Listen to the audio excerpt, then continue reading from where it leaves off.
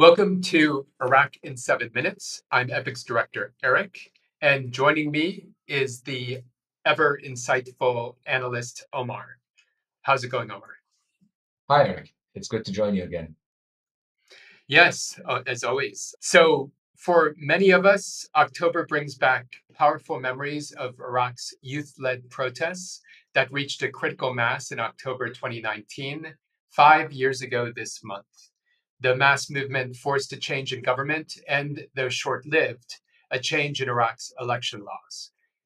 If you haven't already, I highly recommend checking out Epic's in-depth report on the Tishrin movement, which is available to our subscribers at enablingpeace.org/Tishrin.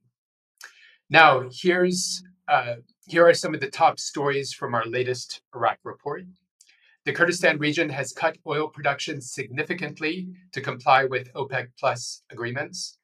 The Kurdistan region is also preparing for parliamentary elections on October 20th. So that's just less than 48 hours away. More than 11,000 Lebanese have fled to Iraq, seeking refuge from the escalating war between Hezbollah and Israel.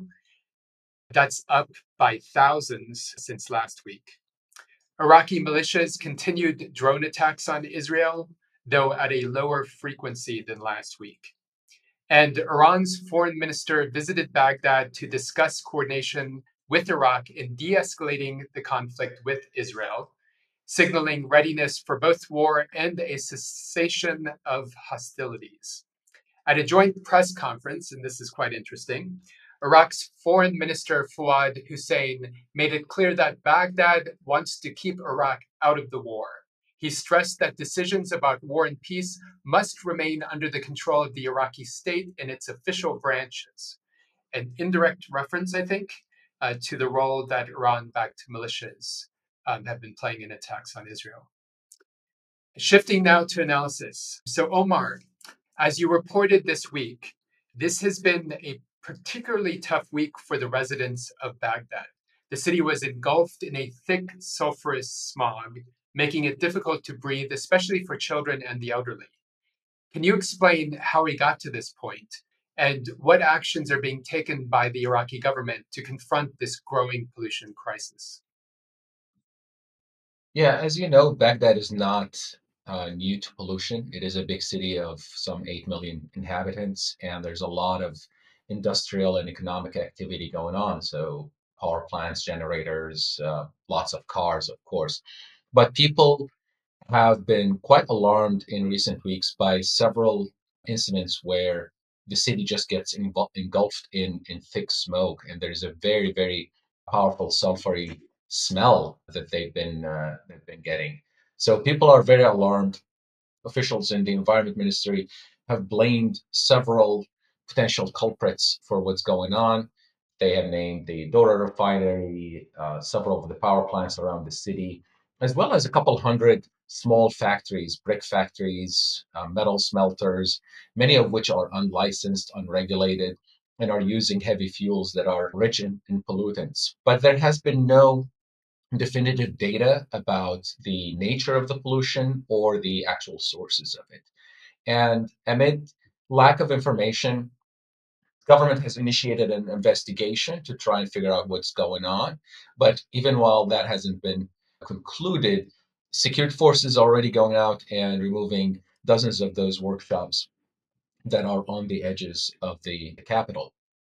Meanwhile, because of this lack of information, people are also getting suspicious about what's going on, even suspecting that there is not only man-made reasons for the pollution, but there are intentional reasons for the pollution. And the reason of that for that is that there have been reports circulating for a few months about a government plan to relocate the Dora refinery from the southern edges of Baghdad to the district of Jurf al-Sakhar. And people are concerned about three potential negative impacts of that plan. While when you first look at it, removing a refinery from the city sounds like a good thing for the environment, people are concerned about 3 points. One is that the land where the refinery is could be captured, exploited by powerful actors for commercial development in deals that could be corrupt.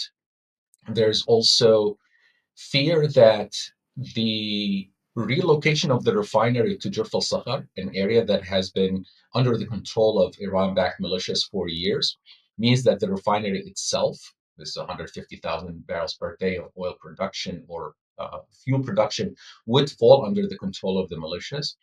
And the third fear is that the relocation of the refinery to that area would mean that people who were displaced from that region 10 years ago during the fight with ISIS and have not really been permitted to come back are going to be permanently displaced. So there are a lot of suspicions, there are a lot of rumors going on, and this is a case where transparency and clear data and clear communication from the government is really sorely needed to reassure the citizenry about what's going on. Wow. And the Jurf al-Sakhar area, which is currently captured by militias and is a no-go zone, right, established by these militias. Where exactly is this located in relation to Baghdad? And then for that main town of Jurf al-Sakhar, what was the rough estimate of the population when it was forced out? Jurf al-Sakhar is located southwest of Baghdad. It's in the northern edges of Babylon province. And initially, it had a population of about 100,000 people, but it has been largely depopulated since 2014. Okay. Well, thank you. Thank you so much for that analysis, Omar. So that's it for this episode of Iraq in 7 minutes. For more news and analysis, visit us at enablingpeace.org. And if you value this content, please take a minute to like and subscribe to our channel. Until next time, masalam.